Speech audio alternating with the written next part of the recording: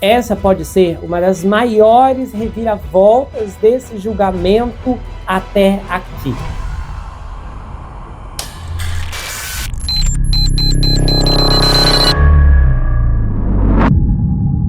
Olá pessoal, bem-vindos a esse canal. Eu sou Gustavo Negreiro, seu psicanalista favorito, e hoje estamos em mais uma atração do 24 Horas na Mira, no julgamento do Sean Diddy Combs. Eu tenho feito a cobertura desse julgamento desde o primeiro dia, coberto o caso desde o ano passado, e essa é a 7ª e última semana das audiências corridas. E como você tem acompanhado até aqui, o cerco tem se fechado para o Sean Diddy Combs, porque nós temos contado com a participação super especial da doutora Sandra ao fim de cada episódio, narrando e trazendo seu parecer técnico, com base na perspectiva jurídica americana. A doutora Sandra é advogada americana e reside nos Estados Unidos, e o link para o canal dela está fixado no primeiro comentário. Se você quiser conferir audiências anteriores, você pode ir na playlist do julgamento do Diddy, vai encontrar as audiências organizadas em ordem cronológica. Lembrando que eu também trago a minha visão e tenho retratado perspectivas mais emocionais ao longo dessas últimas semanas.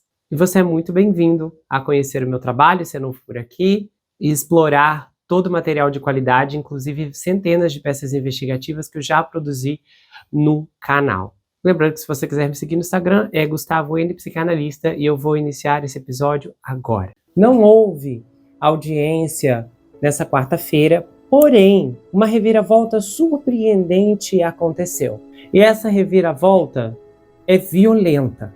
Mas a doutora Sandra vai explicar em detalhes exatamente o desenrolar e o porquê dessa ação. E se você não está entendendo nada e ainda não ficou sabendo o que aconteceu, então peraí que eu já vou te explicar. 9 advogados, 5 homens e 4 mulheres. Essas são as pessoas que ocuparam as mesas no tribunal ao lado do Sean Diddy Combs. Alguns interrogadores confrontacionais, outros adotaram uma abordagem mais branda com as testemunhas, e alguns se concentraram apenas em fazer argumentos legais para tentar obter certas provas e fazer outras serem retiradas. Mas todos eles respondem a uma pessoa, o próprio Diddy Combs. Se os promotores do julgamento do Sean provaram seu caso, essa é uma questão que será respondida pelo júri, que em breve começará a deliberar sobre o julgamento de sucesso do magnata do hip hop. Após ouvir 34 testemunhas em depoimentos ao longo de mais de 6 semanas. Mas agora os promotores do caso informaram ao juiz que não irão mais prosseguir com as teorias de que o magnata estava envolvido em tentativa de incêndio criminoso e tentativa de sequestro, de acordo com uma carta enviada ao tribunal. Esses 2 supostos atos foram incluídos na acusação de conspiração para extorsão do governo, que é a primeira acusação contra o Diddy. Os promotores escreveram na carta ao juiz o seguinte: o governo não planeja mais prosseguir com essas teorias de responsabilidade, então instruções não são mais necessárias. E então foi compartilhado que os advogados se reuniriam com o juiz na tarde de quarta-feira para discutir as instruções do júri. O que aconteceu? A acusação alegou que o Diddy se envolveu em uma conspiração de extorsão que inclui transporte para fins de violação íntima, adulteração de testemunha, suborno, trabalho forçado e crimes relacionados a substâncias ilícitas.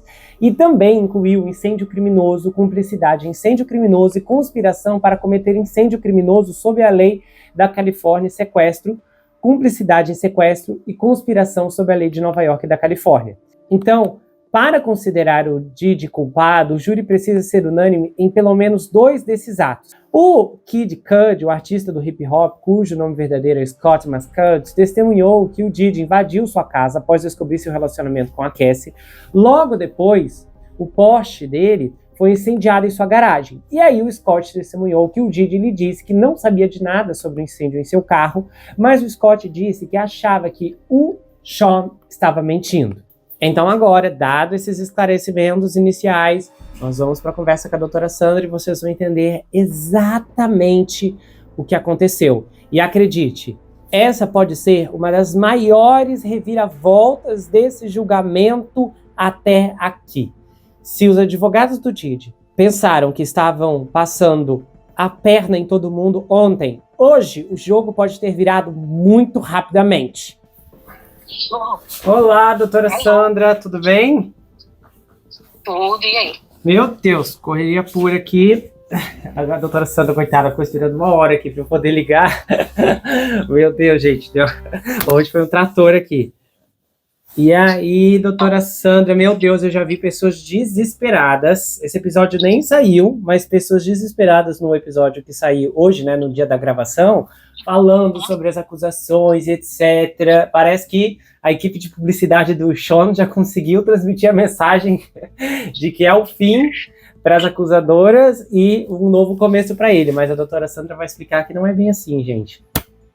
Não, muito pelo contrário, a equipe dele agora que tá ficando em pânico. Eu vou explicar por quê. A gente até escreveu um pouco, porque é muita coisa, eu vou tentar falar, vou explicar um pouquinho da lei, mas vou tentar falar da melhor forma possível, tá? Vamos lá. O Sean, ele tinha várias acusações, várias, né?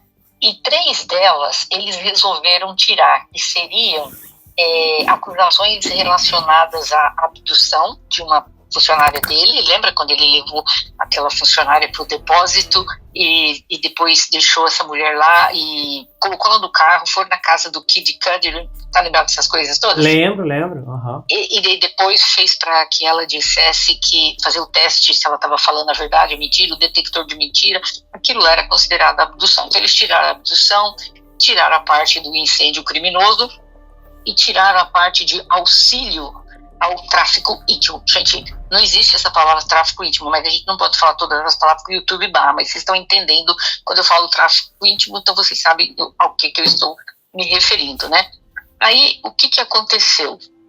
Eles resolveram tirar essas 3 coisas e tá todo mundo pensando, mas por quê? Vamos lá. Os promotores, quando eles decidiram retirar essas acusações, né, contra o Sean, a decisão foi tomada por uma única razão, para simplificar o caso, manter o foco nos crimes mais graves e mais fáceis de provar, que é o tráfico para fins íntimos, a acusação de organização criminosa, que é conhecida como RICO, né? Uhum. Tudo isso continua. Só que aquela coisa, os funcionários ajudando, essas coisas eles retiraram. Por quê? O maior objetivo foi tornar o processo rápido, compreensível para o júri, né? Então, provavelmente, os promotores acreditam que as outras acusações, como eu falei, a organização criminosa, o tráfico para fins íntimos, tudo isso já é mais do que suficiente para garantir a condenação. Então, não são essenciais essas coisas para obter a condenação dele. Só que aí simplifica para os jurados. Os jurados vão focar nos crimes centrais, que é o tráfico, a coerção e o abuso. E com isso, aumenta a chance de condenação. Porque se coloca tudo na mesa, como está lá. De verdade, a gente não sabe se foi ele que mandou tocar fogo no carro do Kirikari, né? Então, de repente, você coloca essa pergunta para o júri. O júri vai falar assim, não tem prova nenhuma que foi ele que foi lá e tocou fogo no carro do rapaz. Vamos dizer que não. Aí depois você vem, aquela mulher, ela foi forçada a ir lá e fazer o teste do detector de mentira, não sei o quê. Ninguém fala, mas não acho que aquilo lá foi abdução, não. Também não. Então, para que não corra esse risco, o que eles fizeram? Vamos simplificar. Vamos deixar a coisa rápida, direta e compreensível para o júri. E aí, o que eles fazem? Eles simplificaram, focando nos crimes centrais, entendeu? Esses outros crimes que eu falei, eles seriam crimes graves, só que menores do que esse, que nós chamamos crimes predicados, ou seja, são crimes que eles estão dentro para formar toda uma conexão, uma rede. E se você tira esses 3, não cai o caso. O caso... Oi, tô ouvindo. Nossa, peraí, não sei, meu telefone começou a falar sozinho aqui. Então o que acontece? Dessa forma, os jurados vão focar somente nas provas mais fortes e que os advogados do Sean devem estar assim, dando a luz, porque na cabeça deles está tranquilo. Eles não vão conseguir provar a abdução, não vão conseguir provar o fogo lá, o incêndio, não vão conseguir provar que os funcionários dele, esse pessoal que ele trazia, todo mundo estava ajudando, então eles estavam tão confiantes. Vai lá para a promotoria e tira tudo. Depois eu chego lá, que para mim isso é uma estratégia pensada desde o início. Eles resolveram fazer ontem, eu já chego lá, né?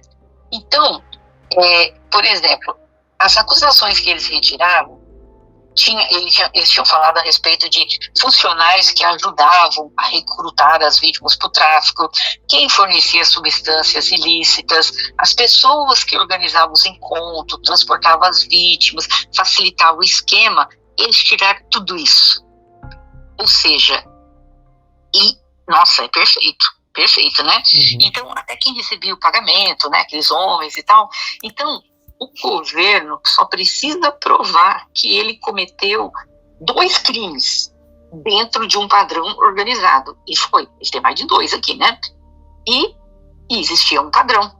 Então, com estas agora, ficou muito pior para ele. Ixi. Por quê? Porque ele estava confiante. Ninguém conseguiu provar nada que os funcionários estavam ajudando. Então tá, vamos tirar essa parte também. Deixamos que tudo foi feito basicamente por ele, né? Vamos dizer assim. Então, o que fez? Tem muita gente tá dizendo assim que, nossa, que os advogados devem estar dando a luz lá hoje, né? Ontem. Agora eu vou te falar uma coisa que eu particularmente acho. Essas promotoras são maravilhosas, né? Você sabe que elas não perdem nenhum caso, né? 90% dos casos federais que elas fazem, ganham, né? O Distrito de Nova York, elas são maravilhosas. Tem são crimes federais que estão dentro da esfera federal. Acontece que existiam 3 crimes que são estaduais, que seriam estes que eu falei. Mas eles federalizaram estes crimes, como nós dizemos, aqui nos Estados Unidos. Ou seja, o incêndio criminoso, a abdução e os empregados auxiliando para o tráfico de pessoas, esses são crimes estaduais, tá? Então, só que eles dentro do federal, tá? Então, estes crimes, ainda, se o Estado quiser, que seria a Califórnia, onde ocorreu em Nova York, os promotores desses 2 estados ainda podem vir para cima dele, na esfera estadual agora, tá? Pelo caso de abdução, incêndio criminoso, essas coisas todas, né? Então, o que fez tudo isso aqui? Ele facilitou, as promotoras facilitaram. Agora os jurados só vão sentar lá e falar, bom, esse homem traficava essas moças, não traficava, eles não vão ficar lá pensando, mas será que os funcionários estavam ajudando? Então, todas aquelas coisas que todo mundo ficava falando, mas não está provando. Existe ainda o tal do racketeering, ele ainda pode pegar prisão perpétua, só que agora ficou bem limpo o caso, entendeu? Não vão ter aquelas perguntas que iam deixar os jurados tudo bem doido lá, sabe? Quando veio o Kirikari, ele ameaçou, quer tocar fogo no meu carro, aí eu chego em casa, o carro tá lá, o carro pegou fogo, então, como não teve nada feito, não teve ação contra o chão, nem nada, os jurados provavelmente ia dizer, gente, como é que eu vou acusar o cara que tocou fogo no carro dele se nem ação contra isso teve? Entendeu? Então, tudo que distraía, vamos dizer assim, os jurados, ou confundia, pronto, a promotoria tirou. 2 coisas agora. A promotoria, muito esperta, pode ter feito isso de propósito. Para quê?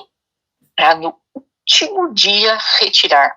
Porque aqui nos Estados Unidos, todas as vezes antes do juiz dar as deliberações para começar o júri, a parte pode pedir, no caso a parte do réu, pode pedir ao juiz que esse caso, apesar que já está no julgamento, para o juiz simplesmente abandonar tudo, porque não existe fundamento, não tem provas que levem a nada disso.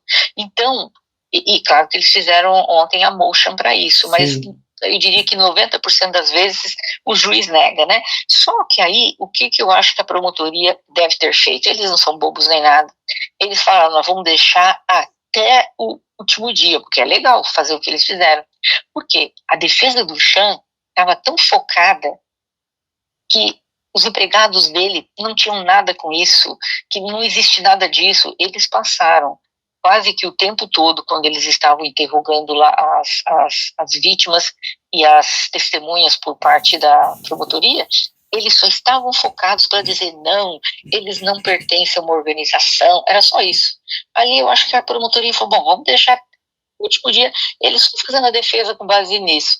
Só que aí ontem, depois que eles entregaram a motion, simplesmente eles também deram entrada, nós vamos retirar estes 3 casos aqui, que seriam o que a defesa estava contando, que eles iriam conseguir uma absolvição por causa desses 3. Não. Apesar que ele poderia ser julgado por um ou outro, mas o foco deles era, se você convencer um jurado que a pessoa não cometeu este crime, fica mais fácil o jurado ficar convencido que o outro crime também não ocorreu, entendeu? Porque apesar que é possível você ter sido indiciado, né, em 5 acusações com você é condenada por 1, 2, 3, 4, ou por todas ou por nenhuma. Eu acho que foi de propósito que eles fizeram isso. Elas deixaram até ontem. E aí agora, porque aí vai lá, né, a promotoria, os advogados falando pro juiz, né, eles não têm base para estarem falando de incêndio, da rede dos funcionários participando disso. Só que, da mesma forma que eles tiveram o direito de falar tudo isso, a promotoria também tem o direito de retirar. A promotoria foi e retirou as coisas piores, vamos dizer assim, que seria difícil os jurados acreditarem. E a defesa do Chan estava apostando nisso, né? Nossa. Então, se ferraram.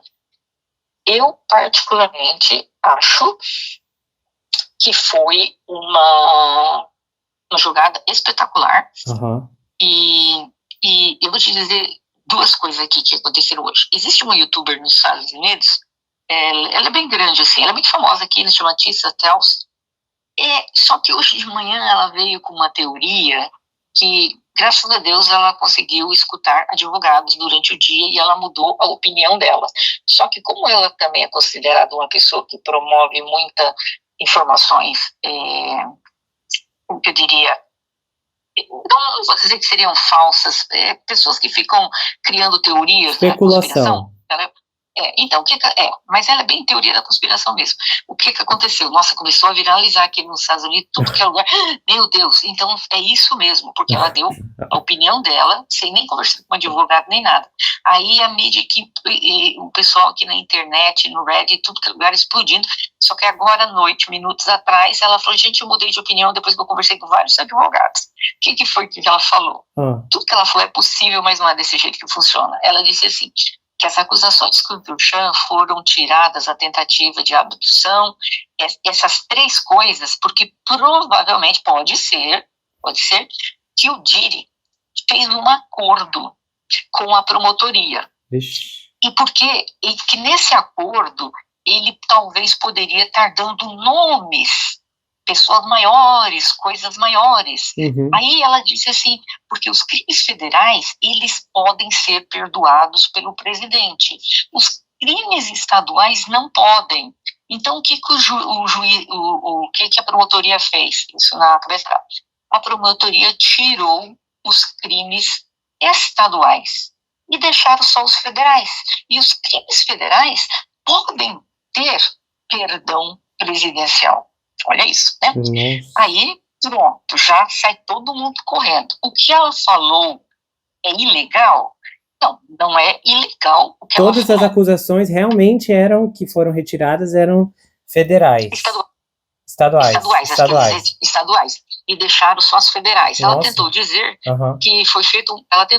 que talvez houve um acordo entre a promotoria e a equipe do Chan, vamos deixar só os federais, de repente ele depois pode ter até um perdão presidencial e pronto, acabou, morreu o assunto e ele vai mais ou menos isso. Só que aí depois, né, eu achei esse um tamanho, um absurdo. Por quê? Em primeiro lugar, eu acho que ela esteve todos os dias na corte também, né? Mas, como eu te falei, era conhecido porque ela aborda algumas teorias da conspiração e especulações. Agora, o perdão presidencial, aqui em Estados Unidos, é uma prerrogativa, claro, do presidente para perdoar crimes federais. Acontece que os promotores não consideram o perdão presidencial como fator para montar nenhum caso. Eles focam em apresentar a melhor acusação que eles podem fazer para condenar. Então, na prática, a promotoria não retira acusações pensando em perdão presidencial. Eles retiram... Até porque não tem miragem nenhuma, né? Entre, assim, não tem aproximação nenhuma para se basear nisso. Não. Só tem o Didi querendo e pronto, e só. Então a promotoria retira essas acusações, sendo que o motivo principal é fortalecer o caso para garantir uma condenação. Mas eu achei tão interessante que depois, quando ela soltou isso logo cedo, todo mundo começou a comentar, nossa, então isso foi uma jogada, a promotoria com ele, só para ele ficar com esses crimes, ser condenado, depois o presidente perdoar, tal, né? Gente. Eu falei, não, gente, aí, mas assim, falando, esbravejando, como se isso fosse uma verdade, né? Só que minutos atrás, como eu falei, ela veio dizer, gente, depois de conversar com vários advogados, aí eu tratou de tudo que ela falou, né? Que não tem cabimento. E não é ilegal o que ela falou pode existir? Pode. Você pode retirar as acusações estaduais, né? E você deixa só as federais. Deixando as federais, pode o presidente perdoar? Pode, mas eu duvido, né? Porque um caso como esse não, seria uma grande, queimação, entendeu? Né? Ele ia queimar cartucho de graça. Todo mundo odeia o Didi.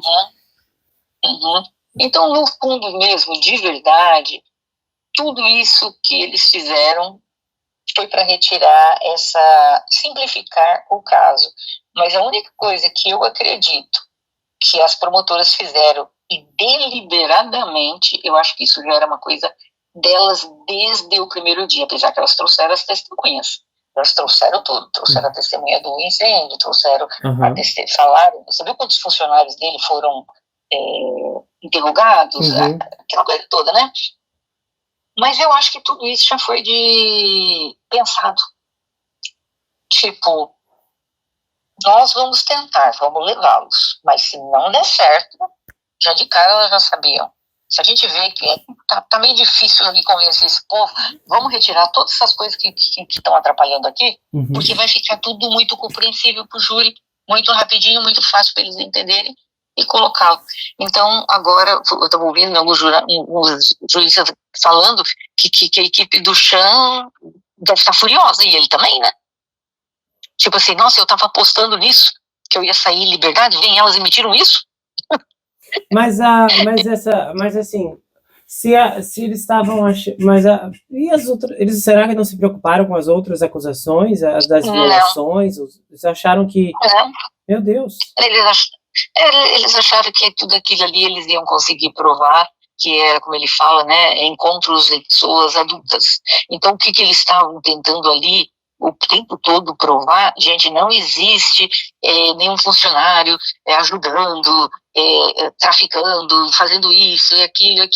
Por quê? Porque tinham algumas provas, uma ou outra ali, você via, né, e-mails, os assistentes falando, então existiam várias, mas eles estavam tão confiantes, tipo assim, os jurados vão entender que tudo isso aí era crime de adultos, né? Que tudo isso seria um relacionamento entre adultos, tudo foi, desculpa, me engasguei aqui, isso tudo foi uma decisão de adultos e tal, então eles focaram na coisa que não deveriam, porque a promotoria vai lá no final e retira isso.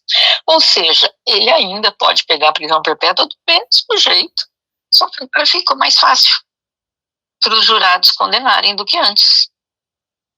Nossa. E, sim, então agora o Chan provavelmente desde ontem não deve estar dormindo, né? Deve estar subindo nas paredes, tipo, como é que vocês não pensaram nisso antes? Que isso poderia acontecer? As promotoras, elas sabem, quando elas foram para lá, não que elas tenham brincado e trazendo aquelas testemunhas, não. Mas tudo isso já tinha sido acordado antes, elas podem falar, gente, vamos levar esse povo lá todo. Mas, se a gente perceber que ali está vencendo muito, vamos retirar essas coisinhas aqui, que estão complicando, que pode dar problema para a gente, e vamos deixar só as maiores. E elas já sabiam isso de antemão. Lá, por alguma carga d'água, devem ter chegado a essa conclusão, porque foi muito estranho, foi ontem mesmo que eles retiraram as 3 acusações, né? Uhum. Mas o caso dele continua forte e pode dar prisão perpétua. Eu acho que agora só facilitou.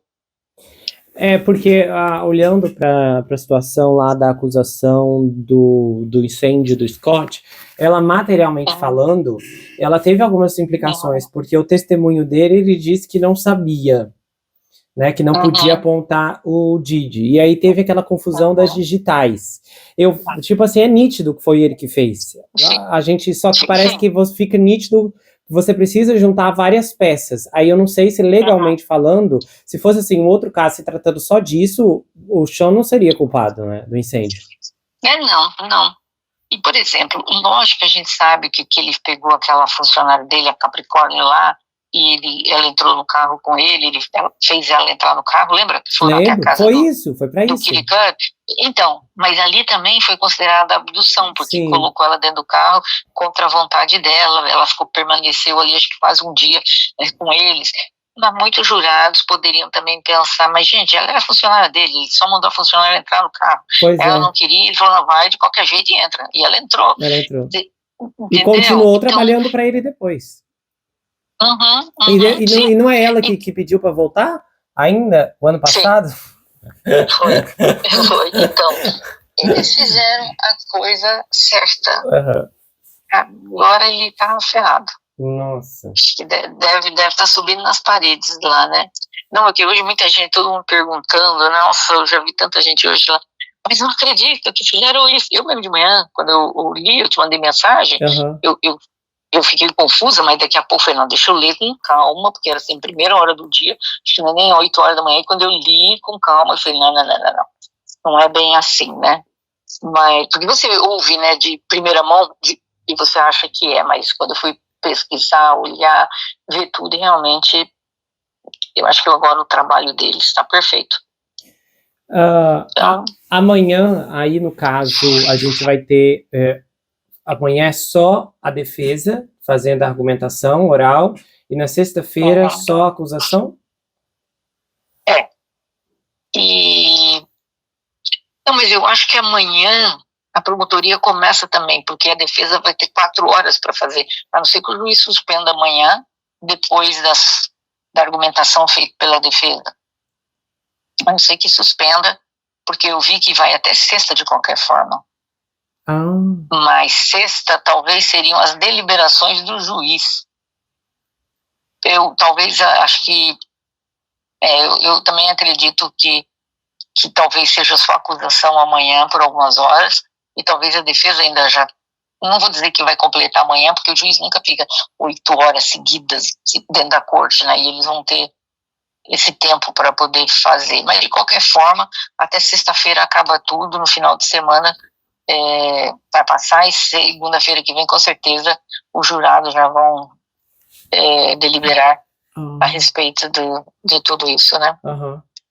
Estamos aqui na expectativa, né. Porque...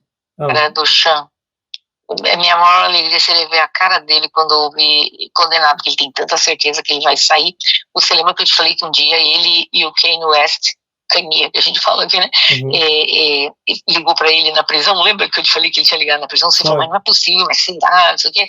Então, ele falando pro Kanye, o que ele vai fazer quando ele sair da prisão, família, tudo, vai ficar com a família, viajar, o cara fazendo programas de quando ele sair.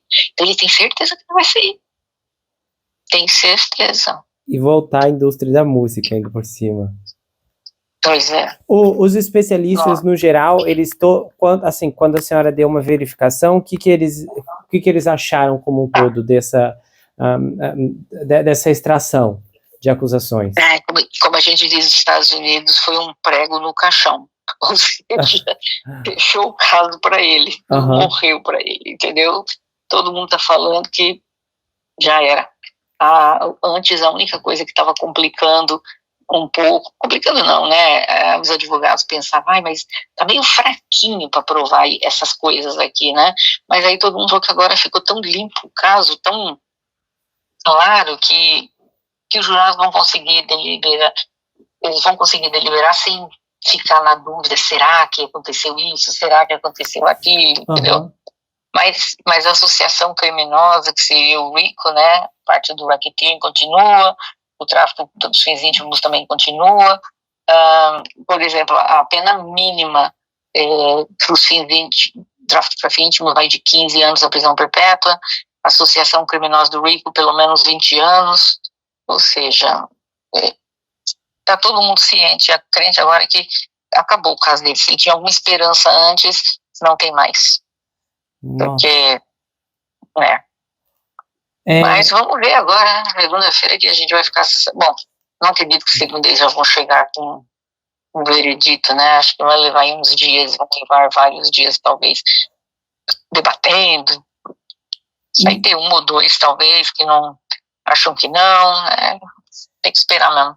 Pois é. Tem algumas perguntas aqui que algumas pessoas fizeram, né, queriam que eu direcionasse para a senhora. Tem uma inscrita muito querida que ela perguntou assim: dúvidas sobre direito. Se ele obteve a fortuna com a música, agenciando pessoas e tal, uma vez que ele indenizar as vítimas, por que ele perderia tudo? Porque foi feito com base... a gente pensa, né, que foi feito com a música dele, né? Mas, de qualquer forma, porque ele, como é que eu falo, mantinha uma organização criminosa. Uhum. A justiça, que seria o enterprising, então a justiça daqui dos Estados Unidos vai entender que uma organização criminosa, mesmo que ele tenha ganho dinheiro com a música, a organização está sendo levado em conta para a sentença dele. Então, a organização passa a ser uma organização criminosa. Uhum. Então, uma organização criminosa, as pessoas não vão receberem dinheiro ou permanecer com bens, entendeu? Porque passa a ser por isso que tem o negócio que eles falam tanto, que é o do enterprising, seria a rede, né, do grupo dele. Por exemplo, a empresa dele pagava para trazer essas pessoas de um estado para o outro, comprava passagem aérea, hotéis e não sei o quê.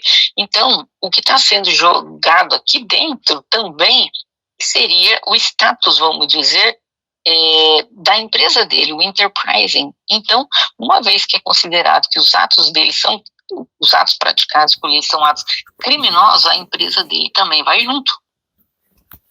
Entendeu? Uhum. Por causa disso, do enterprising que tem. Então, aí ele não fica com nada.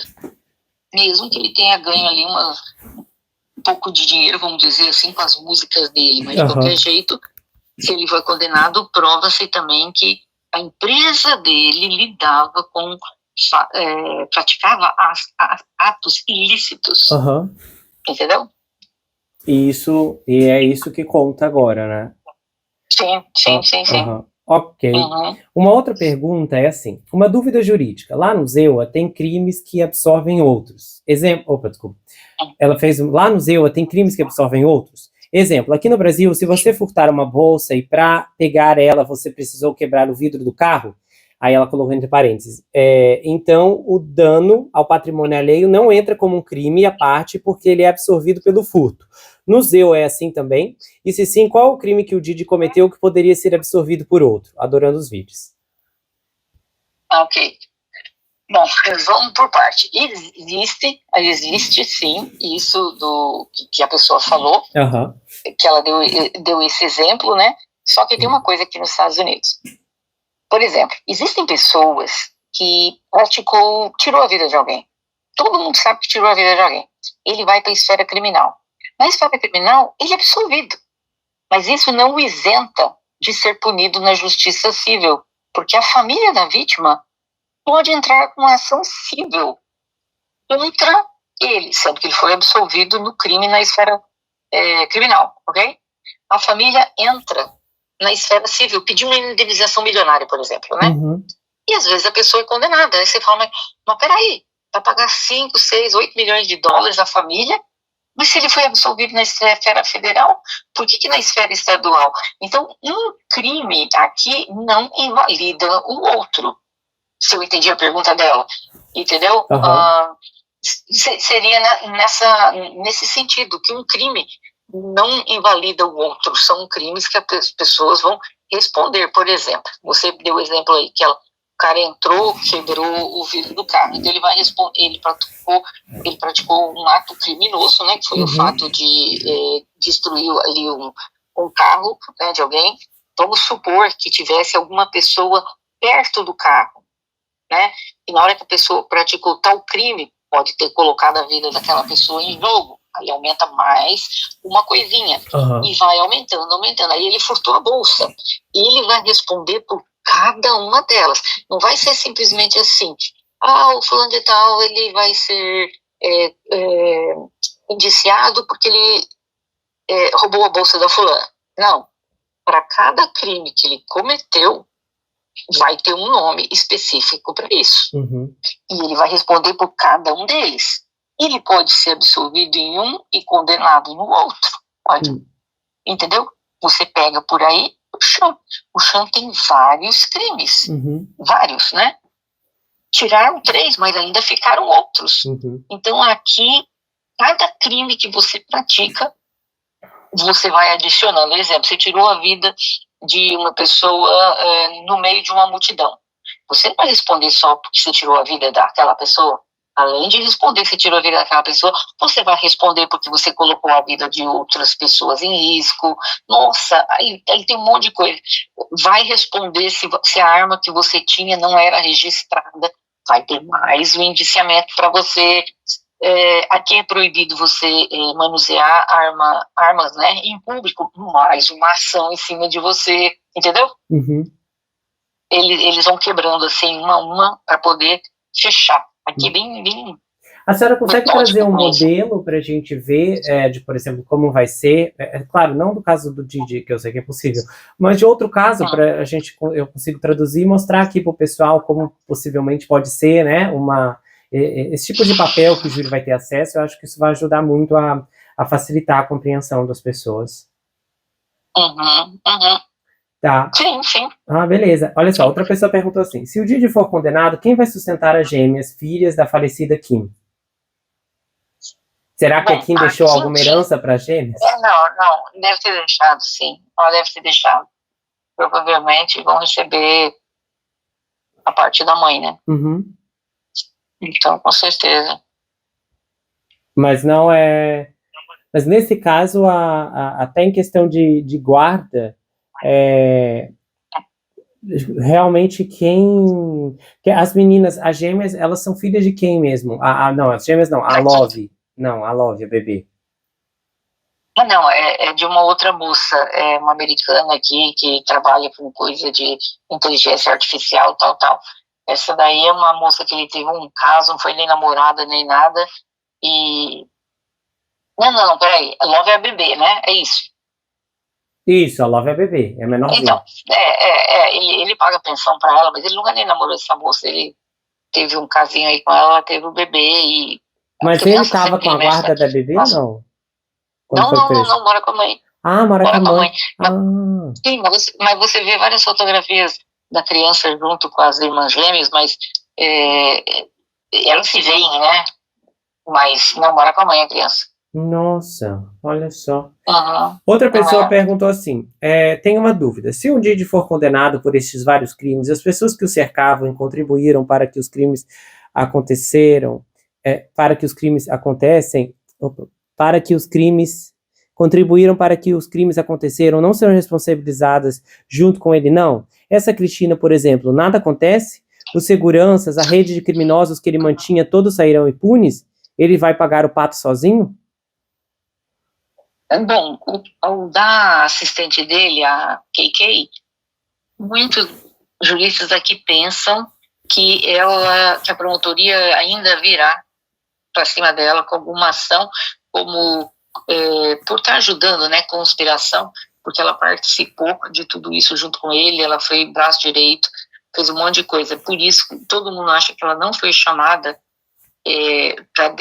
para testemunhar, porque se ela viesse testemunhar, ela iria invocar a quinta emenda. Então, nada poderia ser contra ela. Uhum. Então, acho que por isso que a promotoria falou, não, de jeito nenhum, não vamos trazer aqui não, ela invoca quinta, aí nós estamos dizendo que ela não vai ser punida por nada, e no fundo eles devem ter pesado e visto, essa moça é leal, ela está como conspiradora, essa mulher não vai ajudar a gente em nada, e nós ainda vamos dar imunidade para ela, não, deixa ela fora, e eles ainda podem vir para cima dela. Agora, aqueles outros funcionários, como eu falei, todos eles que participaram do julgamento, que fizeram um montão de coisa errada, a gente viu, eles assinaram, eles invocaram a quinta emenda, eles pediram imunidade e a corte concedeu. Então, aquelas pessoas que compravam substâncias ilícitas, que faziam isso, tudo aquilo, aqueles que tiveram imunidade, eles não podem mais ser punidos na esfera criminal. Não. Agora, a QI pode. A QI pode, talvez ainda venha para cima dela aí, uma bela adumação. Tá. Outras pessoas comentaram aqui, eu até vou juntar esses comentários em um, que é o seguinte, que a gente falou dos bens, e falaram que era muito provável que o Didi já estivesse passando esses bens para outras pessoas, escondendo na Suíça, no Vaticano e mais em 1000 lugares, e que seria impossível da justiça fazer esse reencontro e absorver tudo outra vez. Isso é verdade? Bom, eu não sei se eles colocaram alguma coisa congelando os bens dele, se foram só alguns ou todos, a gente não sabe. Nós sabemos que antes do julgamento, ele vendeu uma das mansões dele, né? Agora, tem uma coisa, se ele começar a se desfazer de todos os bens dele, imediatamente, claro, vão pedir para congelar, mas se ele se desfaz dos bens dele, todo o dinheiro que ele fez com isso, o Estado toma do mesmo jeito. O dinheiro vai entrar em conta bancária. Tá, mas e se for para paraísos fiscais, o que acontece? Como o Estado vai... Se for para a Suíça, por exemplo? Bom, aí é outra história, né? Mas, de qualquer forma, eles devem estar atentos a isso para que isso não ocorra, entendeu? Eles devem estar em cima dele, porque, de qualquer forma, se você faz transações levando dinheiro para fora do país... A gente sabe que tem os paraísos fiscais por aí também e tal, mas eles têm acesso a isso, os federais, né? Então, eles devem estar em cima disso, com certeza. Não acredito que ele vá agora começar a vender tudo isso agora, não. Mas está tudo errado, os filhos, né? Pois é. Olha só, tem um outro comentário aqui, que ele não é uma pergunta, mas que eu até mostrei para a doutora Sandra, e que eu vou ler, e aí eu vou falar, e a doutora Sandra também vai ter a chance de falar. Com sinceridade, eu estou lendo assim, porque eu acho que é só uma... porque eu achei assim tão descabido o que foi colocado aqui, que não valeria a pena nenhum tipo de defesa. Mas eu conversei com a doutora Sandra, ela achou que poderia sim ressaltar de alguma forma. Uma pessoa escreveu um texto gigante, eu vou ler só os 2 primeiros parágrafos aqui. Ela falou assim, olha, tenho refletido muito sobre o caso Didi, sobre como eu vou ler como ela escreveu. Tenho refletido muito sobre como o caso Didi está sendo tratado publicamente. Não estou aqui para defender crimes, mas acho preocupante o prazer coletivo que algumas pessoas demonstram ao ver a queda de um homem negro, rico e influente. Quando a justiça precisa ser feita, que seja, mas o espetáculo que se monta em torno disso, às vezes revela mais sobre a sociedade do que sobre o acusado.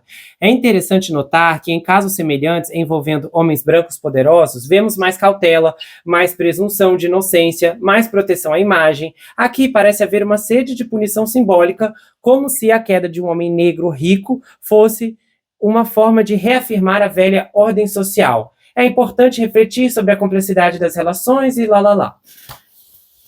Então, gente, eu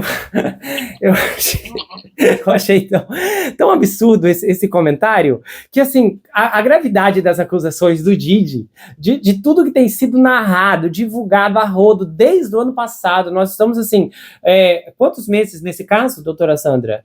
8?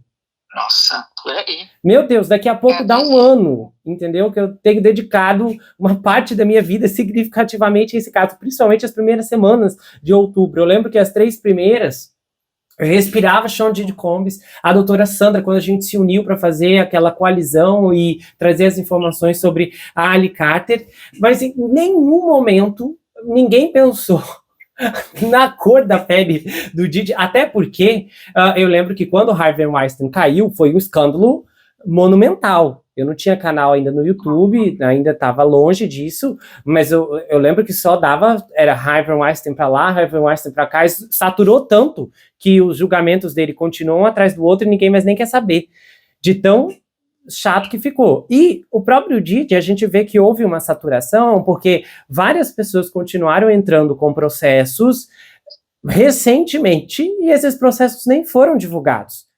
Vocês não têm nem noção das novas acusações que recaem sobre ele, né, nos processos civis. Então, houve a saturação, tanto é que eu posso ver um ponto aqui.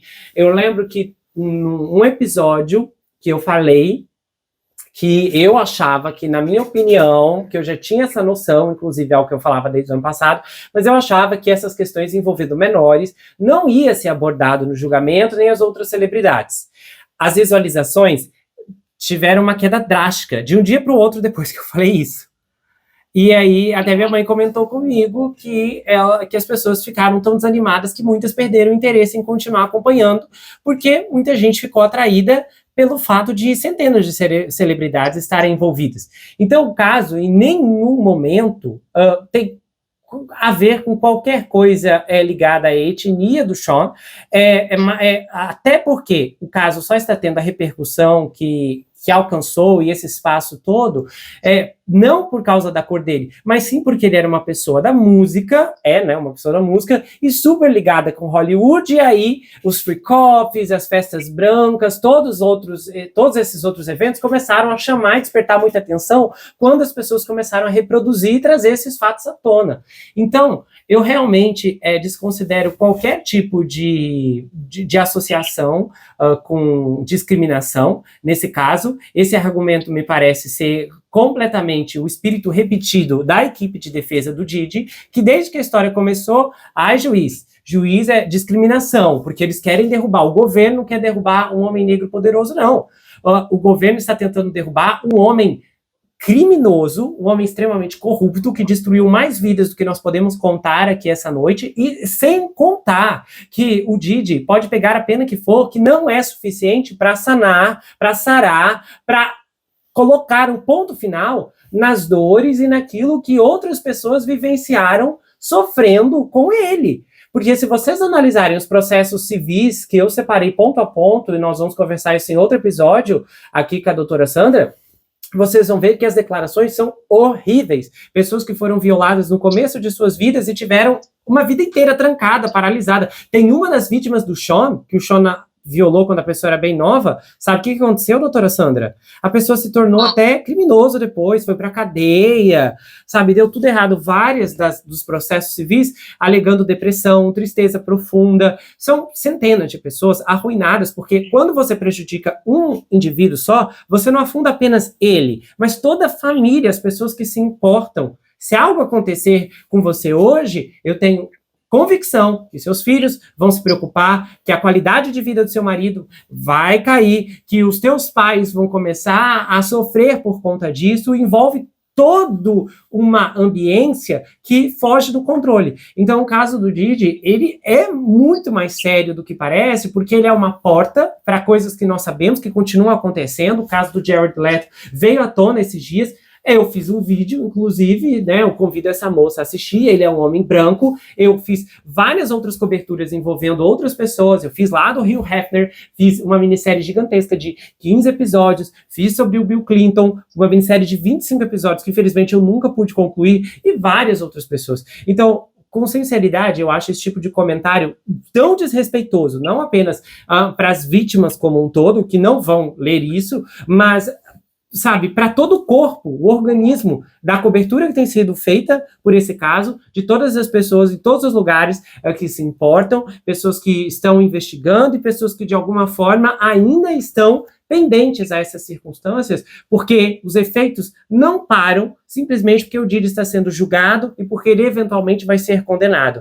Ele vai para a cadeia, mas a dor que muitas pessoas sentem vai permanecer, vai perpetuar, a menos, é claro, que busquem terapia com alguém muito profissional, mas, do contrário, o sofrimento não para. O que pode acontecer é que a prisão dele vai desencadear algum tipo de alívio, mas histórias que foram corrompidas, vidas que foram mudadas, porque essas pessoas cruzaram o caminho do Didi, inclusive um caso que eu lembro que eu trouxe ano passado, de um processo que ele violou a babá da namorada dele na época, que estava cuidando lá da filha dela, foi completamente arruinada. E esses elementos são sempre importantes quando se analisa um caso como esse. A queda dele representa, pelo menos, o reconhecimento, e nesse caso o reconhecimento parcial, porque as acusações, né, que estão sendo levadas, estão sendo julgadas, não compreendem toda a complexidade da história e nem de longe toda a abrangência do que ele fez, mas de alguma forma é alguma coisa que vai colocar um ponto final,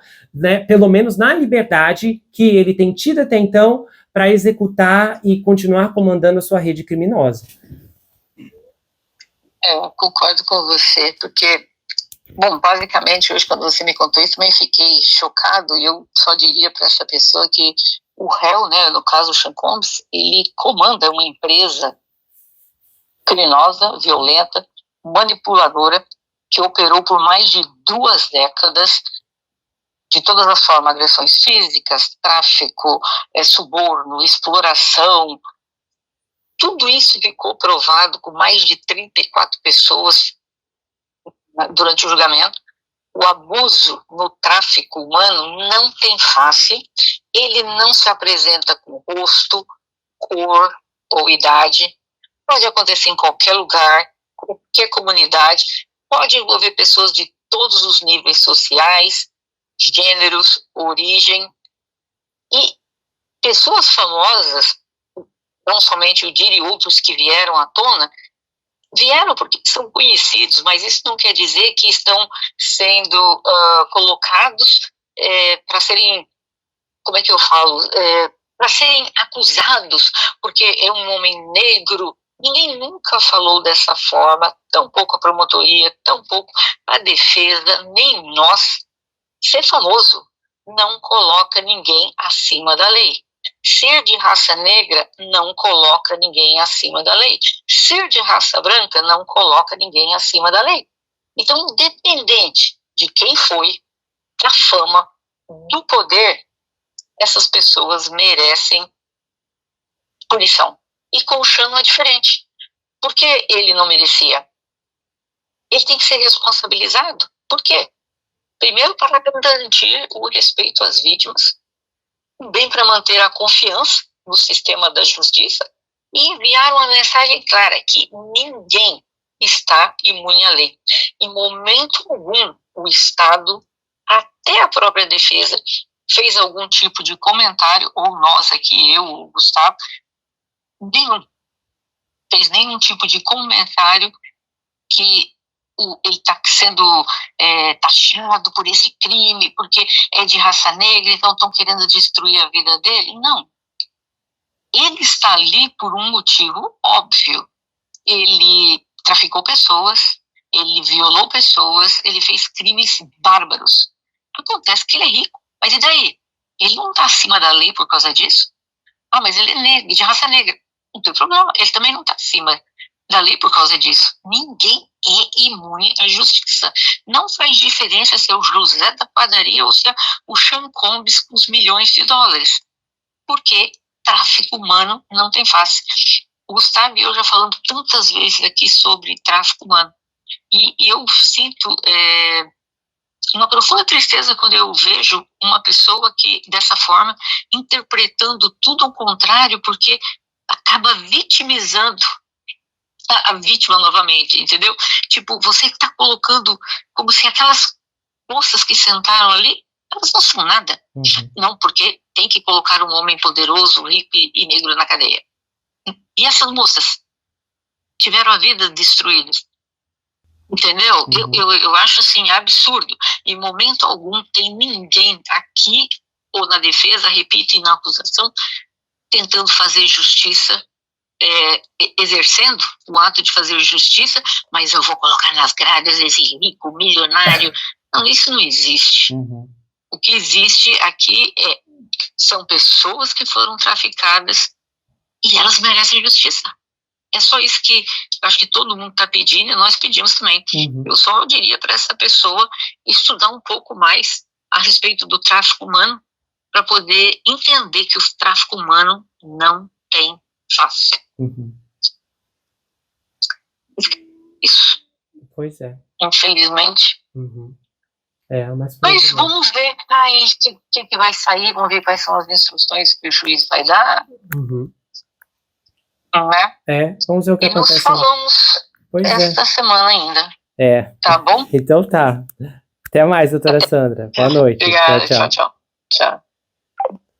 Gente, eu preciso passar um recado muito importante para a Ivone Almeida. Ela me mandou um e-mail super carinhoso e detalhado, agradecendo pelo meu trabalho, pela doutora Sandra. E, Ivone, você mandou um e-mail para mim no dia 3 de junho. E esse e-mail, eu acabei perdendo o acesso nele. E ontem eu descobri, porque outra pessoa estava buscando meu trabalho como terapeuta, me chamou no Instagram e falou sobre o e-mail que havia enviado para mim. E eu disse, olha, eu não vi seu e-mail. E aí, resumindo, eu me dei conta que esse e-mail estava deslogado, o e-mail principal. E agora eu vi o seu e-mail e eu te respondi. Pedi para você me chamar no WhatsApp que a gente resolve lá. Eu sei que você está indo embora, mas eu acredito que ainda dá tempo, tá? De você conseguir o livro. Então, por favor, saiba que eu te respondi, eu compartilhei o meu número com você lá no e-mail, tá bom? Ao longo das últimas semanas, os nomes das celebridades pipocaram no julgamento, não exatamente da forma como gostaríamos, das celebridades que sabemos que, né, tinha alguma coisa muito errada com o Didi, e também outro ponto que foi muito questionado por várias pessoas aqui nos comentários é a acusação dos menores. E o que eu fiz? Eu comecei a reunir todas as informações envolvendo as acusações que de fato estão ocorrendo na justiça e outras alegações dos vídeos do Didi violando menores. Então, eu fiz esse registro, separei em uma ordem cronológica e vou trazer aqui para vocês ainda essa semana. Eu acredito, pelas minhas contas, que talvez esse episódio possa vir ao ar na sexta ou no sábado. Mas aí vocês vão ver todas as acusações de que o Didi violou menores. E a doutora Sandra vai ter que responder algumas perguntas difíceis, porque claramente estamos vendo uma distinção aqui. Mas se preparem, esse episódio vai ser lançado ainda essa semana. Eu confesso para vocês que essa reviravolta, que se as promotoras fizeram isso de caso pensado desde o primeiro dia, para mim é uma das viradas mais cinematográficas que eu já vi nesse julgamento. E olha que não dá para reclamar que esse julgamento não teve emoção, porque ele realmente teve. Tivemos artimanhas da defesa lá no começo, com a Cassie, o Didi tentando agir do seu jeitinho, né, olhando para o jurado, sabe Deus o que mais, né, envolvendo outros jurados, não vamos comentar aqui, mas todo mundo, né, suspeita. E essas outras esferas são extremamente relevantes e significativas, eu acho até, especificamente falando, esse julgamento teve muitas dessas ondas, e todo mundo ficou muito chocado quando a defesa ontem encerrou o caso depois de apenas 23 minutos, o que foi extremamente surpreendente e, com certeza, abriu portas para que especulações mais preocupantes pudessem ser observadas. Porém, essa manobra de hoje eu achei muito mais significativa, até porque demonstra, pelo menos aparentemente, que a promotoria está com uma confiança mais consolidada no caso e um veredito que vai condenar o Didi. E pode ser que, de alguma forma, se a equipe dele estava se apoiando nas fragilidades dessas acusações, nessas vulnerabilidades que estavam sendo apontadas desde então e se concentraram apenas em deflagrá-las ainda mais aos olhos do júri, o que acontece agora é que a estratégia foi rompida, literalmente, nas vésperas do fim.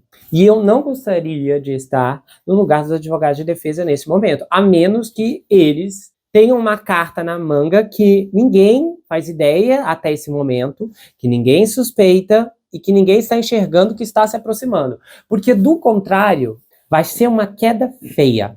E eu acho que essa queda tem que ser celebrada, sim. Discordo completamente do comentário, porque não é como se ele estivesse sendo triturado em praça pública. É a aplicação da lei, é a convocação para responsabilidade e, o mais importante, a segurança de outras pessoas que poderiam ser vitimizadas assim que cruzassem o caminho dele. E em vários momentos desse julgamento, inclusive eu disse lá no primeiro episódio, quando eu fiz a cobertura daquela primeira semana de seleção do júri, que eu não ia fazer uma cobertura emocionada. Eu disse, mesmo que eu sou contra esse homem, que eu acredito na culpa dele, eu vou compartilhar os meus comentários sinceros. Se eu achar que a coisa está indo mal, eu vou falar. Se eu achar que está indo bem, eu vou falar. Tanto é que várias vezes, quando eu discordei da promotoria, que ao longo dessas últimas 2 semanas, eu deixei bem claro, ainda disse que a minha fé na capacidade delas, que a minha fé nas habilidades delas diminuíram, considerando alguns erros que eu achei extremamente gritantes, e eu estou com uma perspectiva mais inclinada a esse aspecto, divergindo da doutora Sandra, considerando que ela avalia mais favoravelmente as meninas do que eu, e inclusive quando, mediante aquelas informações que vieram à tona, lá pela Giovana do Caixa de Pandora, que a Jane tinha um contexto histórico que provocava uma mudança na perspectiva da história, eu vim aqui e disse, olha, estou mudando a minha opinião e revogo meu apoio. E ainda disse, não achei como justo, e ainda disse, não achei justo que de alguma forma... E ainda falamos sobre se aquilo ali era honesto ou não por parte da promotoria, independente do quanto queremos vê-lo na cadeia. Ok, valeu Deus. E uma coisa que me chama a atenção é que em vários episódios aqui, de semanas anteriores, eu falei sobre a necessidade de identificação que as pessoas manifestam hoje, sem analisar os fatos por quem eles são. E isso é inferência cognitiva. Eu procuro referências para avaliar a pessoa, o sujeito, a circunstância. Eu uso a minha régua pessoal para fazer uma medição. E se o sujeito se encaixar, eu abraço. Se não, eu empurro. Mas não é assim que funciona a lei. Ou, pelo menos, não é assim que deveria funcionar. E quando se trata de imparcialidade, todos nós devemos buscar o padrão mais alto, o rigor mais aprumado, a perspectiva mais irrepreensível, para declarar qualquer consideração sobre um sujeito ou uma reverberação circunstancial. E assim como eu já disse em outros momentos lá no julgamento de Idaho, que eu e a doutora Sandra vamos cobrir em agosto, vai começar daqui a pouco, quem gosta de julgamentos não vai ficar órfão, tá? Não se preocupe. E como eu já disse ali várias vezes, que eu tenho certeza no meu coração, que eu não tenho dúvida alguma que eu acho que o Brian é o homicida, que ele é o culpado, eu digo aqui que eu não tenho dúvida alguma que o Sean Diddy Combs é culpado de tudo que estão acusando no tribunal, que ele é culpado de muito mais e que ele é uma aberração como ser humano, um monstro como homem e uma escuridão como indivíduo. Ao longo desse julgamento, apesar das perspectivas matizadas, compartilhadas pelas testemunhas sobre o seu relacionamento com ele, no meio de toda futilidade, free cops, festas pra lá e pra cá, eu não consegui encontrar um resquício de humanidade, de gentileza e de bondade. O julgamento inteiro girou em torno das vontades e dos desejos do Sean, de uma pessoa que se mostrou incapaz de reconhecer qualquer autoridade, de respeitar qualquer sujeito à sua frente, e de um indivíduo completamente petrificado e desmotivado a demonstrar amor. Ele é o exemplo de tudo que as pessoas devem abominar, a instrução do que não fazer e o reflexo impetuoso do que não apoiar. Ele não é a pior pessoa que já pisou nessa terra, nem de longe, mas ele é um homem desviante que está sendo julgado por suas terríveis ações.